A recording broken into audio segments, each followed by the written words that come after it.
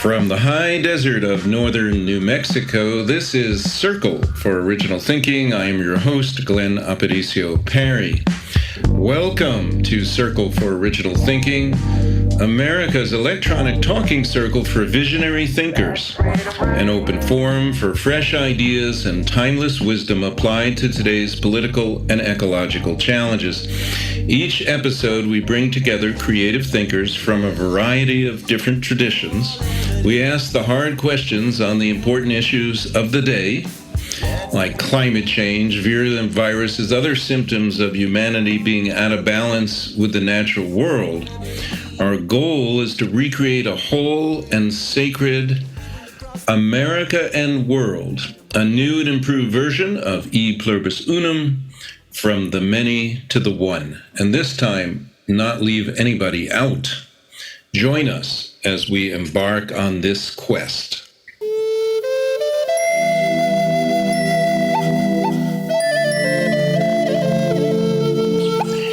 The East Indian sage Ramana Maharshi was once asked, "How should we treat others?" His reply was, "There are no others." From the perspective of the sage, the universe is one being.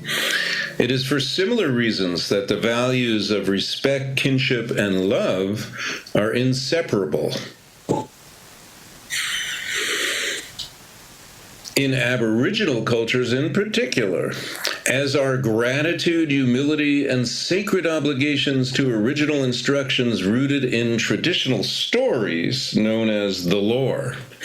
Join us as we share traditional Aboriginal stories and wisdom of how to practice respect, kinship, love, and more from the authors of The Dreaming Path, Indigenous Thinking to Change Your Life.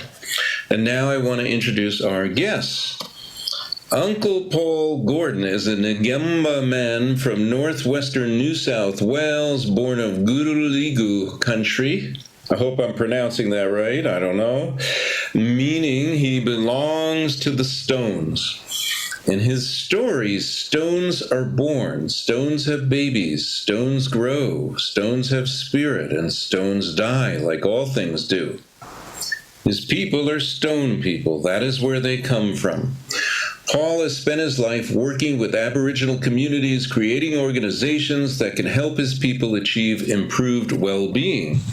He has traveled country and met with fellow old men and share the old stories so that we can take better care of each other and Mother Earth. Because, as he says, if we care for the mother, she will always give us all that we need. And Dr. Paul Callaghan is an Aboriginal man belonging to the land of the Warimi people, located on the coast of New South Wales, just north of Newcastle. For many years, he has held senior executive positions in Aboriginal and non-Aboriginal related service areas, but eventually his desire to focus on community and individual well-being compelled him to start his own business as a consultant. In addition to his consultancy work, Paul is a motivational speaker, storyteller, dancer, and author. Paul is the author of 2 nonfiction books, Iridescence and The Dreaming Path, and has recently created 2 fictional novels, Coincidence and Consequence, as part of his PhD program. Paul's passions are driven by the belief in the power of story to create a better world. Wow. I'm very honored and blessed to share time with you gentlemen. So I'd like to begin by just asking you to please share a little bit about how your friendship came about and how that eventually led to the book The Dreaming Path. Usually Uncle Paul would speak first, but I think it would probably be appropriate for me to yarn about that, eh, Unc? Yeah. And way better than me. In doing that, I can kind of explain why I call Paul Uncle, even though we're kind of the same vintage. We're fine wines that are getting better with age, of course. So many years ago, in my mid-30s, in fact, I was a very successful young man. I had a lovely wife, 3 children, 2 cars, 3 jobs, 3 qualifications, including a Bachelor of Commerce, and things would have appeared to have been going quite well, but in fact they weren't, and I had a nervous breakdown. And that led to me tapping into the Western system and being told I'd never recover, I'd never heal. And so as I struggled with what I was told, eventually I thought the solution was to kill myself. And I went to do it one day. And as I went to do it, an inner voice said to me, no, you don't have to do this. You can actually heal yourself and prove the system wrong. And so I started that journey, and a couple of years into that journey, a colleague said to me, would you like to come and learn about your culture on the east coast of New South Wales? And I thought, well, I've been told that doesn't exist, so I don't know what that is, but I'll certainly try it because it might be true. People told me it wasn't, but I went bush, and these people started showing me sites, and the sites are where Uncle Paul is located today, in fact, just not far from where he is now, even though he doesn't live there. And for a little while I was being taught those things, and all these people kept on saying, one day you'll meet Uncle Paul Gordon. And I went, he sounds like a cult leader to me. I don't know what his story is, but it doesn't sound much chop. You can't have a person on a pedestal that high. So I was actually quite disrespectful. And then I met him, and I was quite guilty because I could feel his love, I could feel his knowledge, I could feel his wisdom, and I could feel his spiritual power. And so when I first met him, I was a bit intimidated, but over time, as he shared his learning with me, I began to love him as a teacher. And then over time, I began to connect with him as a friend. And since that time, he's become a best friend. And in fact, recently we bought a large property, I think it's 2,500 acres up in what you would call the forest or the bushland, so that we can protect that place and have people visit us and connect with country. And so because of what he's given me, I found it not only saved my life, it gave me an enriched life. And as I recovered, I tried to become the old me. That was my quest. But in hindsight now, I never became the old me, I became the real me. And so the gift was he gave me the ability to walk my footsteps as I'm meant to on this earth. And for that, I'm very grateful. And now I have the privilege of sharing what he gave with me with others, because as I used his learning, I found that my career within the government sector exploded successfully, and I had an ability to help a lot of people. And then I needed to leave because I reached a point where I couldn't help people anymore. And in my consultancy work, I help a lot of people. And I said to Uncle Paul many years ago, your wisdom that you've been given is so amazing. I think this is something that the world can benefit from. He said, let's do it. And so that's where our books came from. And the books basically are a repository of 100,000 years of wisdom, where Uncle Paul's quotes are in there, and then I build around them to show non-Aboriginal people how they can live a better life individually, how united we can live a better life collectively, and how universally we can create a better planet. That's a beautiful response. I appreciate that. And would you also like to address the question, Uncle Paul, please?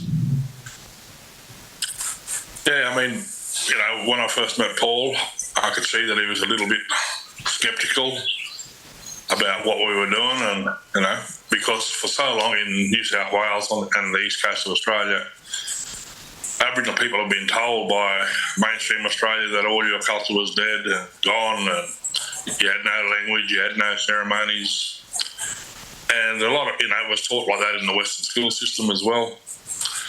So a lot of people had lost any hope of ever regaining their cultural connection back to their homelands and their ancestors.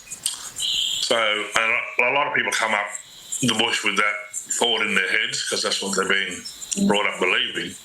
And then to be able to see the rock carvings and the cave paintings and feel the actual energy of the spirits around them areas, changes everybody's mind pretty quickly, because you can actually feel this beautiful energy. And PC picked that up really quickly. That's my my love term, I guess, for Paul Callaghan is PC. And all the other lawmen and people and women who follow our ways refer to him as PC or Uncle PC. And when I first met him, I found it a bit ironic because he was actually the head of IT in TAFE, New South Wales. So I thought, yeah, he's a PC and he's the head of IT. So that was a little funny thing that we used to joke about and laugh about as well. And over the years, just by sitting down together and sharing story with one another, we did build a beautiful friendship. And, it's a friendship that'll last forever. And his kids are really important to me, and my kids are really important to his family. And they've grown up together as brother and sisters, and they often spend time together in the bush themselves. And so it's a really important friendship, and it comes about by sitting down together and sharing story. And that's the really important thing about this old world connection of coming together and sitting down and sharing a story. And it was interesting hearing what you said about, the man in India who said, we're all one. And that's exactly what our people taught me. Exactly the same thing. Is that, they would say things like, me and you, we same. We same as kangaroo. We same as emu. We same as rock. We same as tree. We same as bird. We same as fish. We all same thing. Mm-hmm. And when you understand that, you realise that you're just a part of a beautiful thing, and you want to care for it and nurture it and look after it and just be in it. And that's a really important message for the world. So, Glenn, just to add on to what Uncle Paul said, so I didn't actually say why I call him Uncle.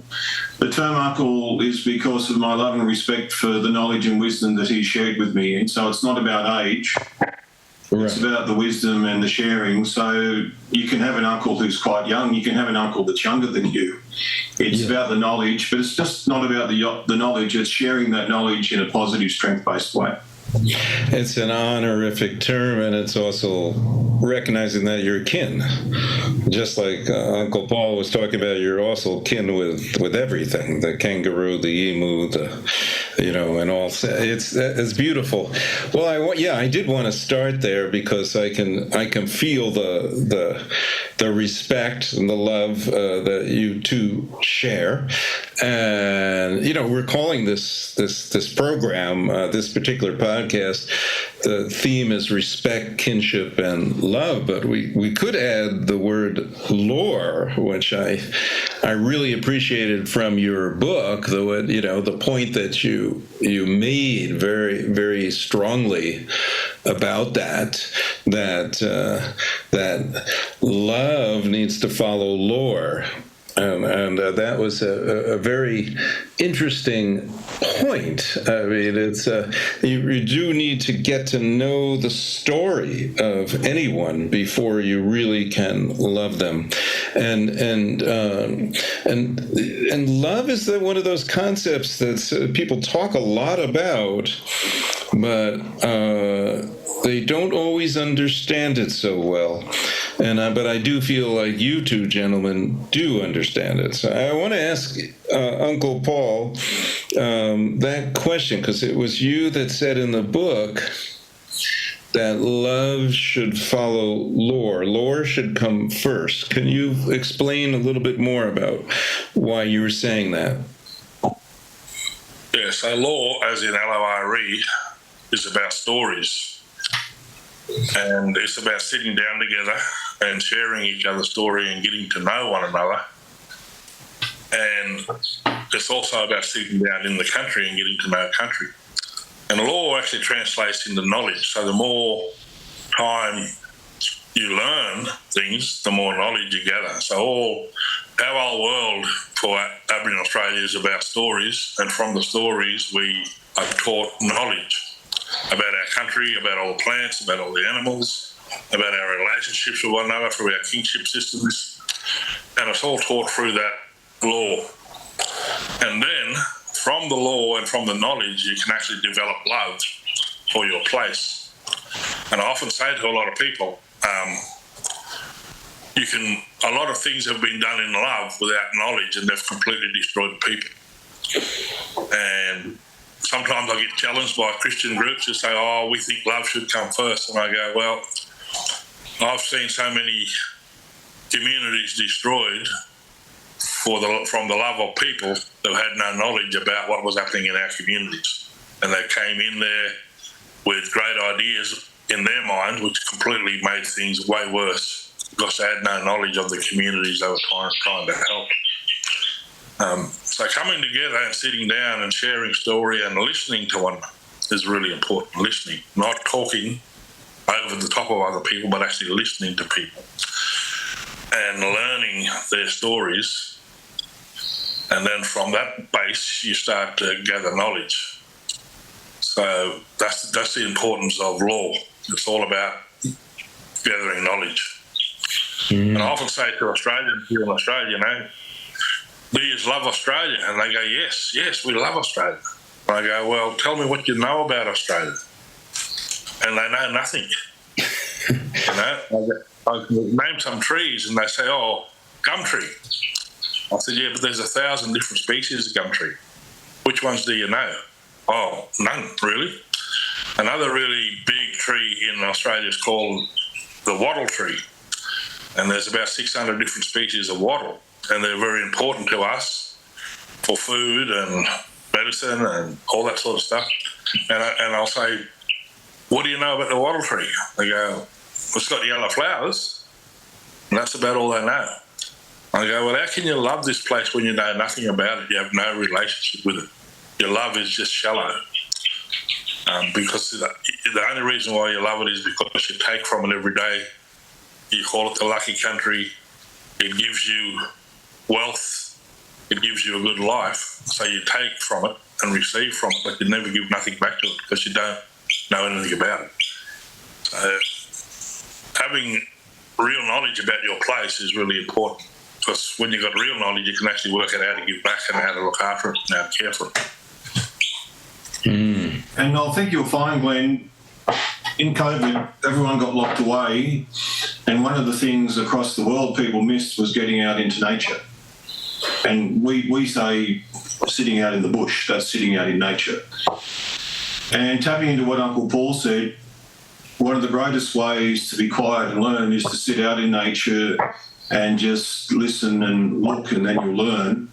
Because Uncle Paul has been teaching us for a very long time, stories all around you. So you just sit still anywhere in nature and the stories will show themselves in the trees and in the plants and in the animals and in the sky. And even at night, there's story in the sky that Uncle Paul can talk for hours about. So the stories surround us. So the beautiful thing is that learning is all around us. It's not just in a book or in a video or in a room with a person. Stories are all around us everywhere, and so knowledge is all around us. You want to add to that, Uncle? No, that's a really important point, man. Yeah, that, everywhere around us is knowledge. And when night time comes and we look up in the sky, again, we see story, and again, we see knowledge. And all this knowledge that we're talking about is not about our rights. It's about our responsibility.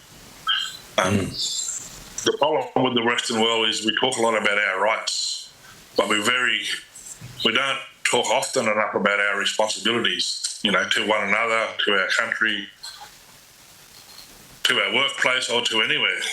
We need to start thinking about responsibility and what that actually means. Because to act responsibly is really important. Thank you. Yeah, that's a very important idea. I wanted to ask you about there, and I do appreciate, I think you even said in the book there, Paul, you were saying that, the book is a good guide, but ultimately this has to come to reside in your heart. You have to go beyond the book to actually experience what you're talking about in the book. And thank you for the guiding exercises that you provide in there. Maybe we'll have time to do one of those. And there is a chapter in your book that I really loved a lot, called Love, Gratitude, and Humility. which was a beautiful confluence, like three rivers coming together, the way that you address those concepts so fluidly.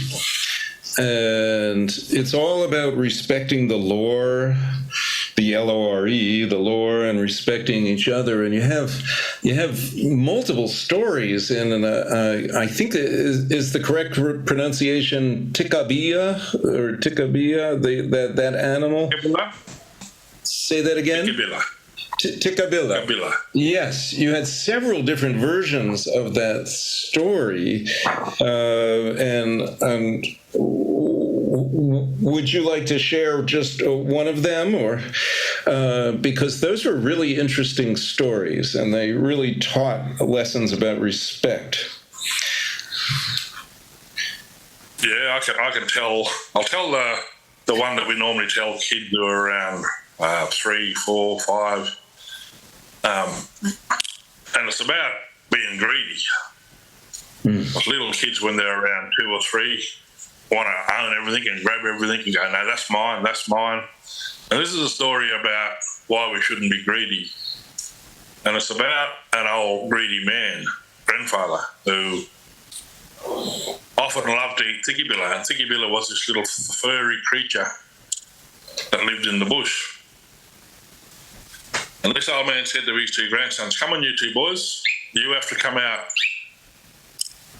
and go hunting with me because I'm hungry for tikibilla.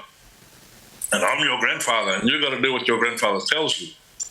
And these 2 boys said, yes, grandfather, we know our obligations and responsibility to you and the law. We will go with you, but we don't like going with you because you don't share with us like grandfathers are supposed to. You don't give back to us. And he got angry and said, don't you tell me the law. I know the law. You just do what you're told. So off they went. This old man, because he was so fat and lazy, he could only walk 100 metres, and he sat down in the country. And he said, I can't walk no further. You go and find tikibilla and bring it back to me. So they went and found the tikibilla and brought it back to their grandfather. Here, grandfather, leave him here now and go and get wood. So they left the tikibilla there with their grandfather, went out and got wood, brought it back. Here, grandfather, here's that wood. That's not enough wood. Leave that wood here and go and find more wood. As soon as they was gone out of sight, he lit the fire up, cooked that tikibilla and ate it. When they come back, they said, grandfather, here's that extra wood. Where's the tikibilla? He said, no, you took too long. I got hungry. I ate that one. Leave that wood here and go and find another tikibilla. So they left that wood there and off they went to get another tikibilla. As soon as they was out of sight, he hid the wood behind his back because he was a big fat man. When they came back with the tikibilla, they said, grandfather, where's that wood? You took too long. I got cold. I burnt that wood. Leave that tikibilla here and go and get more wood. As soon as they was out of sight, he got the wood out from behind his back, lit the fire up again, ate that tikibilla. And he kept doing this over and over, tricking them boys into bringing him tikibilla and wood and not sharing with them. And he just kept getting fatter and fatter and fatter in the landscape. And we have these big mountains that look like a tikibilla, and we say that was that old man who sat there in the country and ate. Because my old grandmother used to say, see, son, he ate that many tikibilla, he started to look like one. And I'm sure grandmothers all over the world have said that at different times to their grandkids. Anyway, luckily, back in that time we call the Murumpa, butterfly people were magic people. And the butterfly tribe, they flew past. And they seen this old man breaking the law. And they said, that old man's breaking the law, he has to be punished. And they went back to to a tree that they belonged to, their mura, what we call their mura, their camp. They went back to this tree that they belonged to, and this tree's got these long, spindly-like, stick-like leaves. And they got these stick-like leaves and they sharpened them up and they made little spears. And they came back to that old man and said, old man, we've been watching you, breaking the law, eating all the tikibilla in one place, not sharing with your grandsons, being greedy, having no respect for your law or your responsibility. And you've eaten that many tikibilla, you look like one. So we're going to turn you into one. They turned him into a thickybilla. And then they speared him with thousands and thousands of little spears. So all his back was covered in spears. And that's how that thickybilla, or in Australia he's known now as the echidna, or porcupine as you might know him in America, got all them spears in his back from the butterfly people who punished him for breaking the law. But then they said to them two boys, "You two boys must be angry." They said, "Yeah, we are." They said, "Well, come back to our mura, come back to our place, and on the tree that we live in, there's all these beautiful little fruits. And you kids can have as many as you want. All you boys and girls can come here every day, and the butterfly people are happy to share with you, and you can eat as many fruits as you like. But adults, from now on, because of that old man and the law he's broke, no adult can eat the fruit of the warrior bush again." And that's still law in my country. The butterflies still look after that tree. They get beautiful little fruits on them every year. And when I was a child, I used to get stuck right into them and love them. But now, as a man, I'm not allowed to touch them. And I still have to follow that law in my country even today. That's a wonderful story. And it's just... So you have these other stories, and another story, the Tikabila is greedy himself and eats a lot and becomes fat at that time. So what is it about the Tikabila? He's also I also read that some of the I think it's one of the mountains was created by to look like as you were mentioning before, like a Tikabila. So it seems to be very, very central to the lore. So, and I'm also curious, is it a little bit like, my wife happens to be Japanese, and so one of the delicacies that is eaten in Japan is a spiny sea urchin, or it's called uni in Japanese. And it's spiny, but its belly is very soft. Is there something about the soft belly of is that the same with the Tikabila? And is that part of the reason? I'm just curious. Yeah. Yeah, he is a delicacy, and all our old people love to eat them because they actually have healing in their meat, especially for stomach problems and stuff. So the old people, when they feel a bit sick in the belly, they'll go, I need to have some tikibila because it'll heal me and fix me up. The important stories, though, and I can tell you like 20 different stories about how the tikibila got his spines, and they're all different, but the morals are all the same. It's all about don't be greedy, share, fulfill your responsibility. If you look at that little story, it's about connection to country. It's about the responsibility between children and butterflies. It's about the fruit, so it's telling us about what fruit we can eat and who actually looks after it and who we have to get permission off before we eat it. So it shares a lot of knowledge through that one little story. Yeah. That's really important. And the old concept of, in our old belief system is every story, or 90% of our stories is about don't be greedy, don't tell lies, don't take what don't belong to you. And if you live in a world where nobody's greedy and everybody has a responsibility to give to one another, and no one's telling lies to each other, and no one's stealing from one another, you have no need for war, you have no need for armies, and you have no need for fences or castles or forts. And when you think about Aboriginal Australia, for 200,000 years, we lived alongside one another without building a castle, without building a fort, without building a fence, without building an army, because we preferred to sit down together and share with one another and build relationships with one another. And we've created a kinship system that travels right across the country. And we've got grandmothers and grandfathers who we've never seen before, but we know that if we go into them countries, there will be people there who will recognise us and know us as family. That's really important, and I want to talk with you now, Paul, Callaghan. So I just because what was just what Uncle Paul was just bringing up is pretty profound, and I also understand that in Aboriginal languages, and plural, apparently no Aboriginal languages have a word for hate, because it's something the way he's just been speaking about those kinship relationships. Could you address that, please, and just explain why that is? Yeah, well, when you think about hate, where does that come from? That comes from prolonged anger that isn't resolved. So our people had anger, but there were interventions because our people were psychologists and doctors and all sorts of things. And so there would be interventions and practices to make sure there wasn't prolonging of the anger and an escalation of anger into hatred. But just for a second, what I want to go back to is love, because the opposite of hate is love. And tapping into what Uncle Paul said, so there are lots of stories.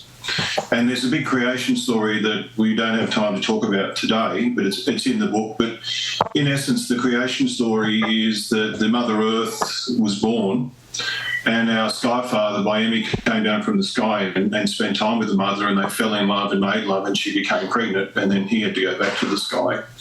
But she gave birth to all things, so the trees, the insects, the birds, the mammals, the animals, everything. And so that's a big story, that if she gave birth to everything, then everything is family.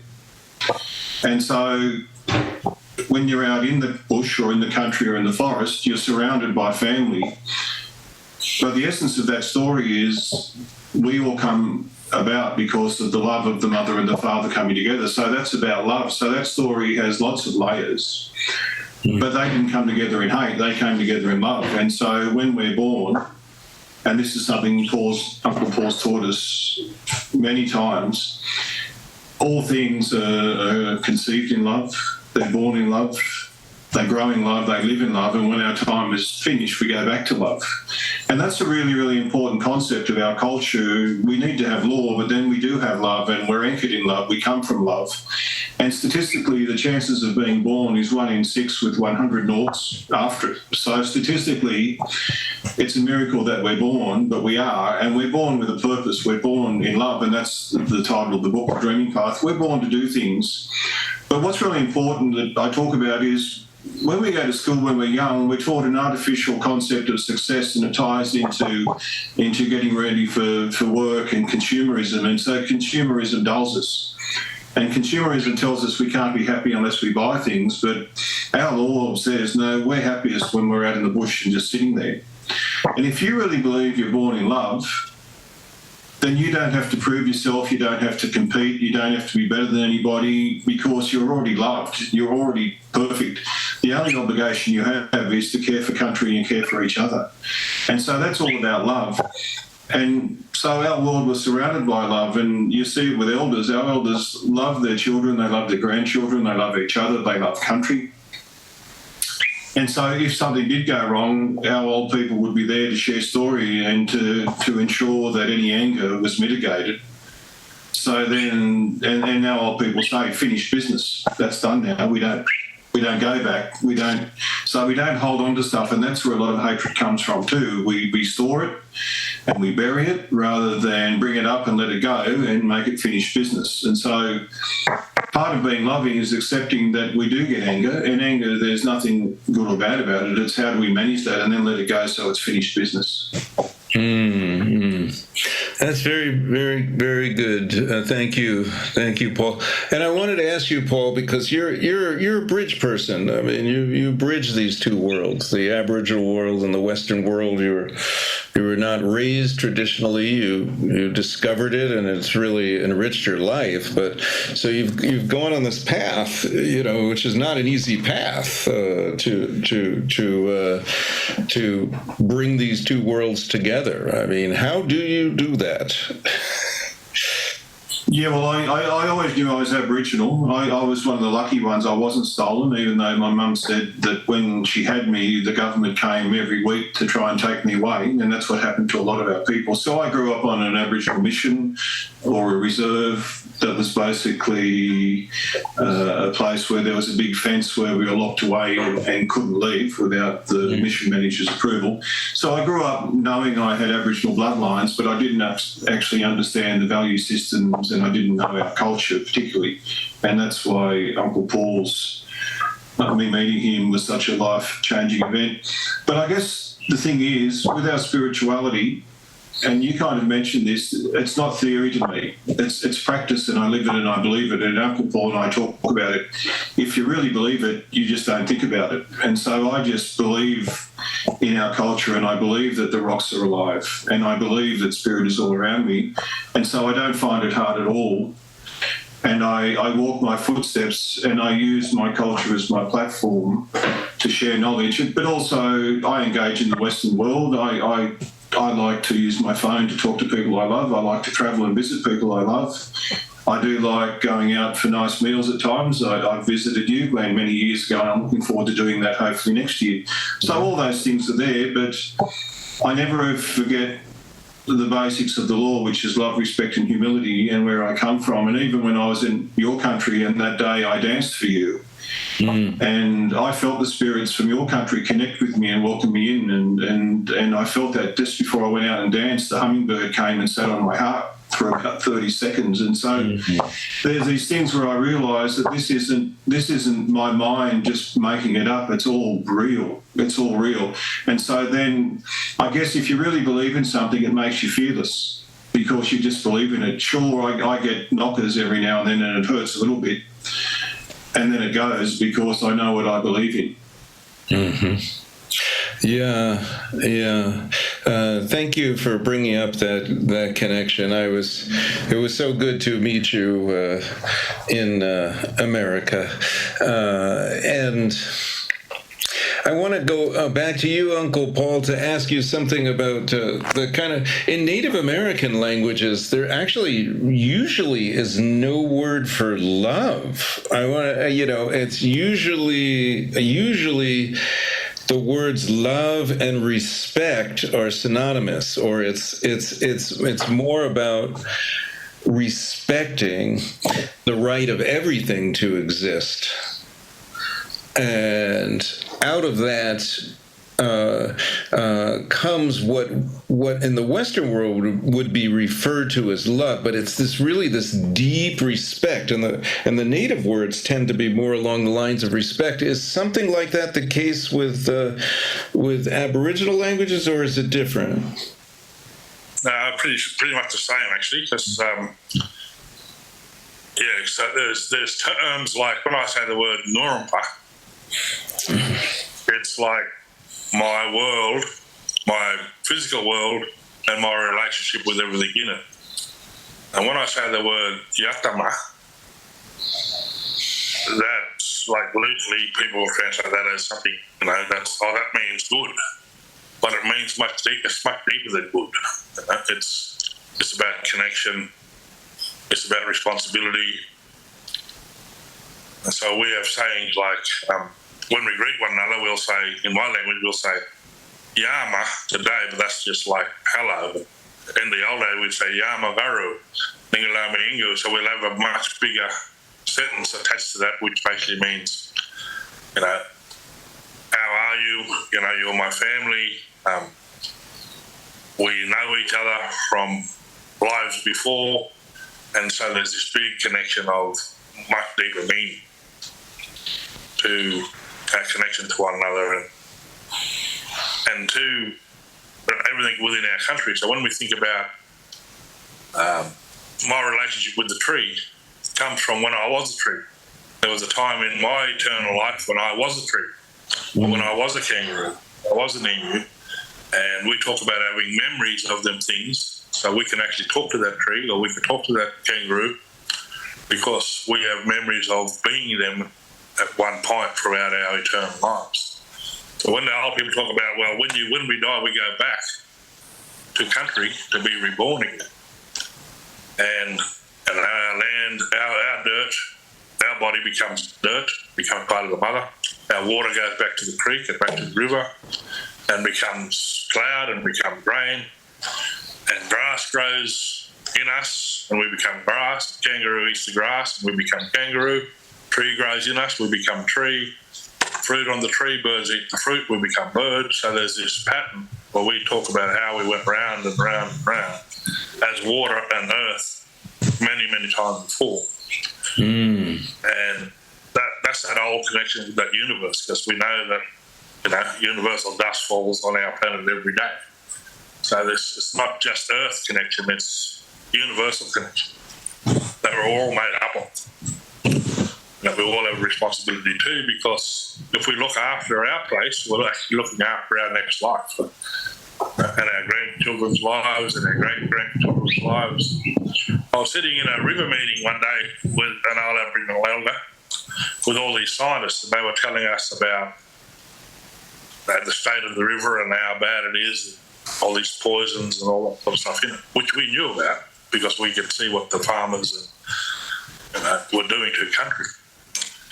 And this old man said, well, you scientists say we're 85% water and 20% dirt, or something like that. So if our grandchildren are coming from this dirt, and the dirt's poisoned, and if the water that they're being created from is poison, all them kids are going to be born sick. Mm-hmm. Now, if we don't look after our country, when we come back, we're all going to be born sick because we're being born from that place that has got now all this poison in it. So it's simple for us to understand that because we believe that. We believe that we're coming and going from this place, and if we don't look after it, if we keep poisoning it, we're going to be born sick. Just building on that, Glenn. When you look at COVID, what's the first symptoms that people have? They get a fever.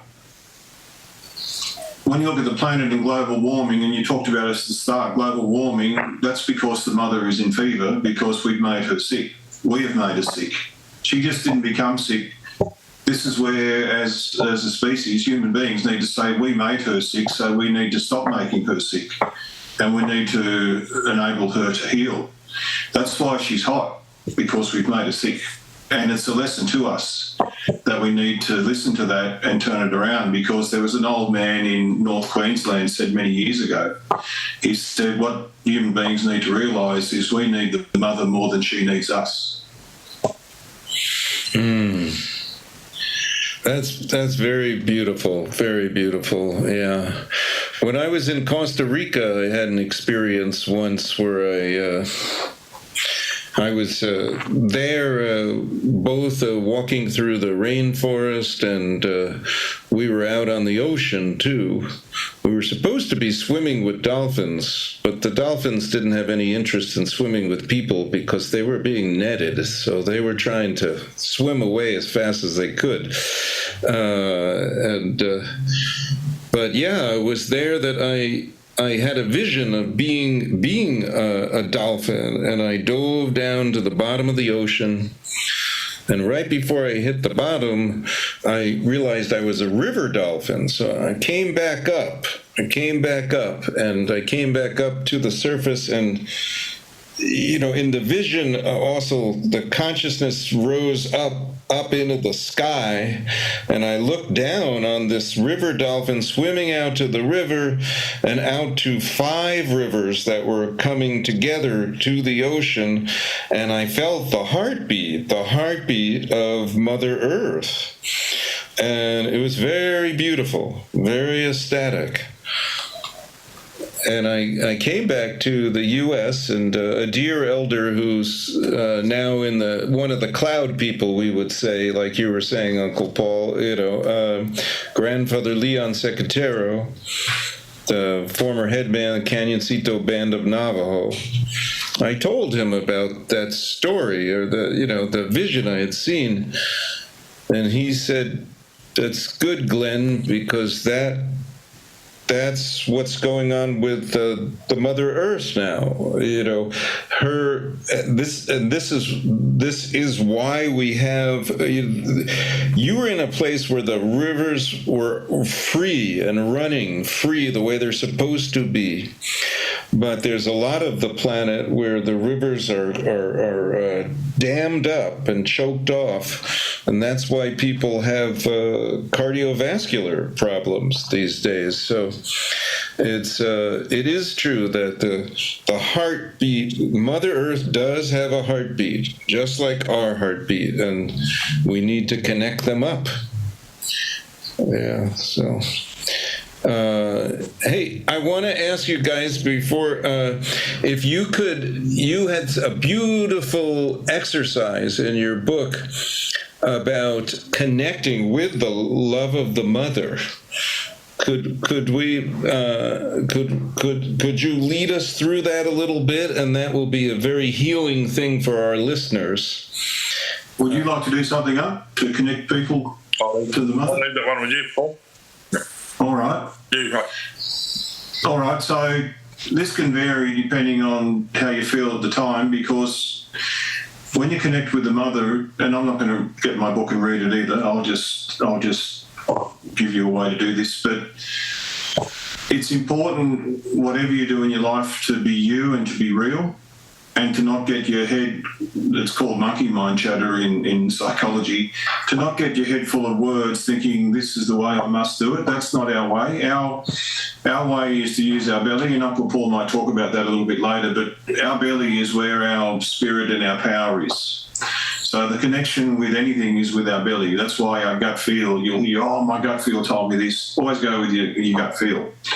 So connecting with country, with this visualisation, it's important to find a place where there's no noise. And when I say noise, no physical noise, but no noise in your head either, or minimise the noise in your head. So find a place, or go to a place if you can, that's your favourite place. So either go to a place, or in your mind go to a place that you love being in nature.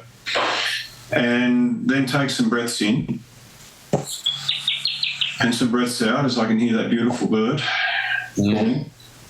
And so it's important, when you talked about the heartbeat of the mother, it's important to flow with that and to breathe in and let your breathing flow too, because in life we get so stressed, we don't breathe properly.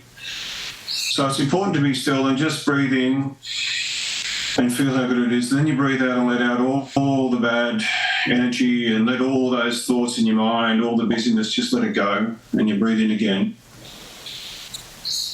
and let it out.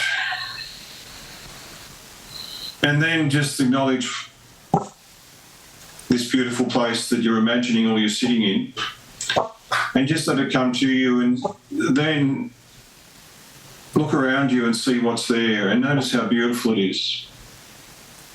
And notice every single thing, don't rush it. Look around you and notice everything that's so beautiful. And so this beautiful place, it might have a stream, it might have rocks, it might have grass, it might have trees. Just breathe in and breathe out, and just take in the beauty, and take as long as you like. Take in all the beauty that you can see, in and out, all that beauty. And know that that comes from the mother. And just realise how beautiful it is and how much gratitude you have for all that you can see around you. And then when you're ready, now listen, not only with your ears but with your spirit, and listen to what's around you. You might hear bird calls, you might hear a little breeze, you might hear other subtle noises. And listen to what's around you and give thanks for that as well, because that's all from the mother. And just let it come into your soul, all those beautiful things, and know that they're there for you. They're your brothers and your sisters, because I've already said they're your family. And you breathe in and you breathe out and you give thanks. And then use your nose to smell. What are the beautiful smells? You might smell a particular kind of leaves. You might smell the dampness of the forests.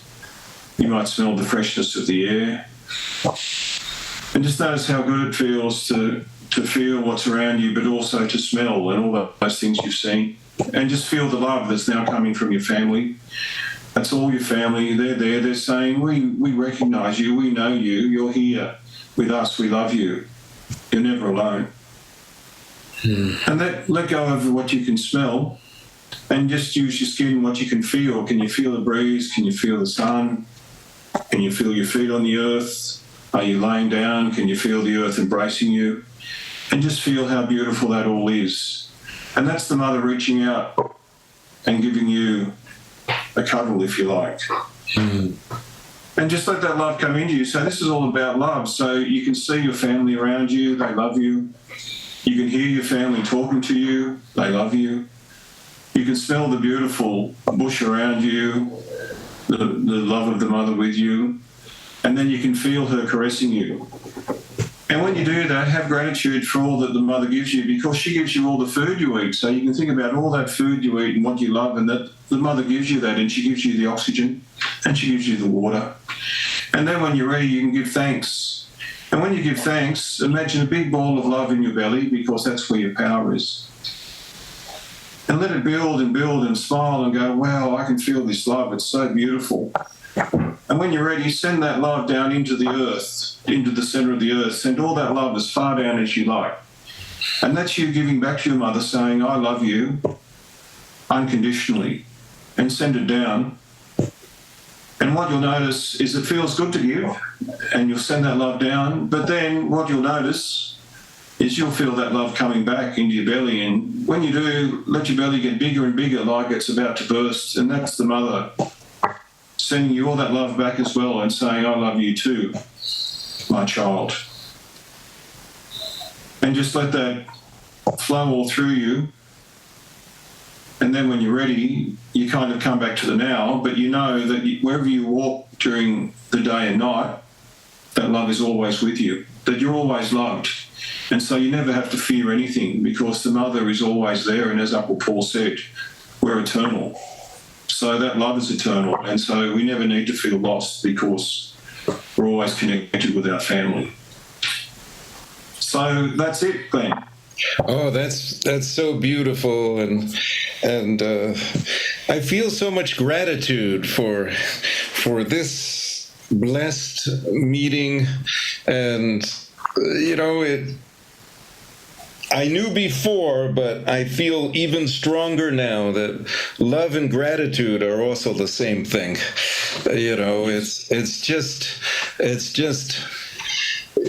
It is so beautiful and so miraculous, our life, like you were saying before.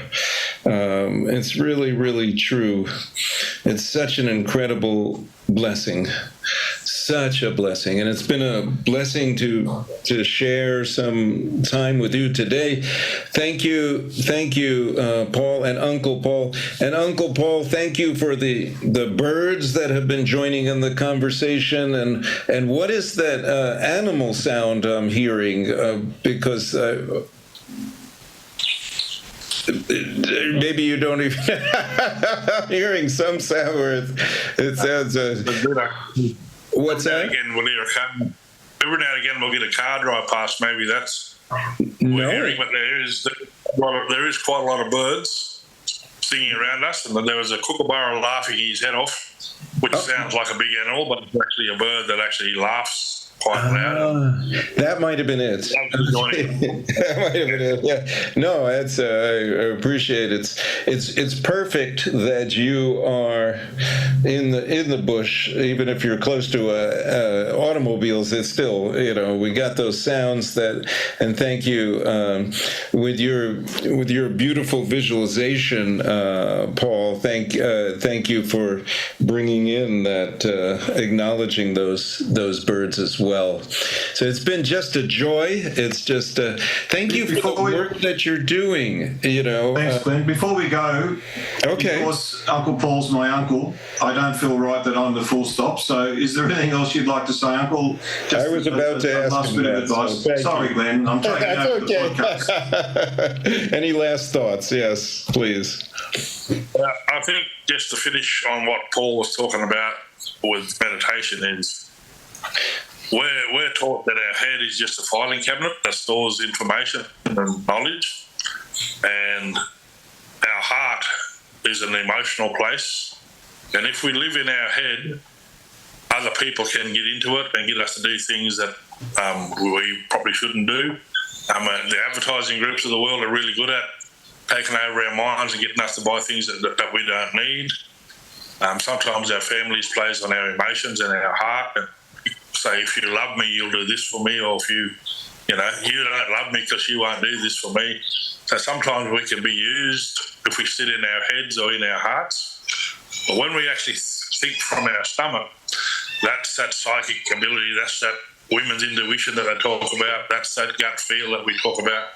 And that's where true knowledge and true feeling is held.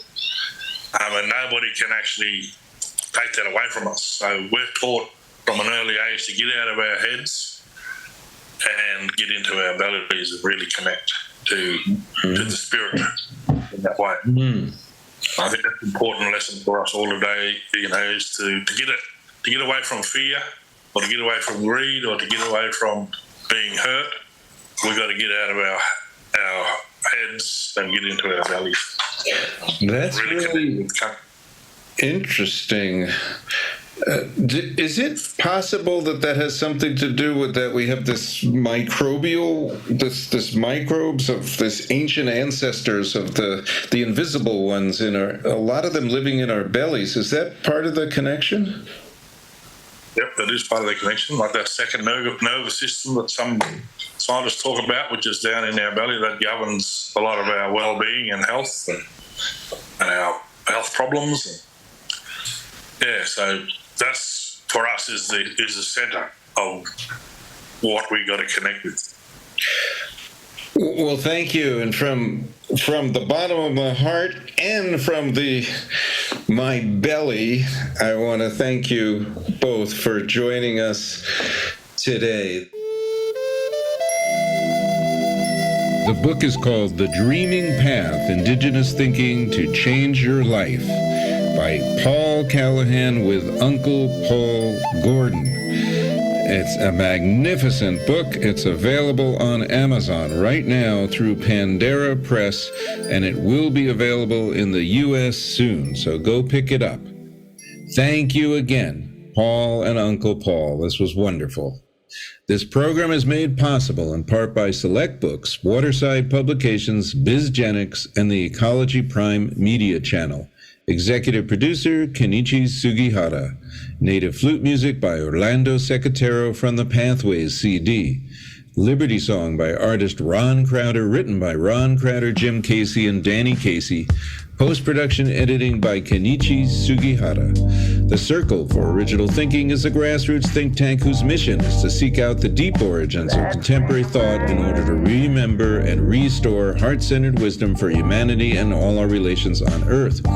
Follow this podcast on Spotify, Apple Podcasts, Listen Notes, or wherever podcasts are normally heard. For more information, go to originalthinking.us or originalpolitics.us, and you can also find and purchase my books, Original Thinking and Original Politics, there. Thank you for listening, and until next week, many blessings of good health and well-being to all.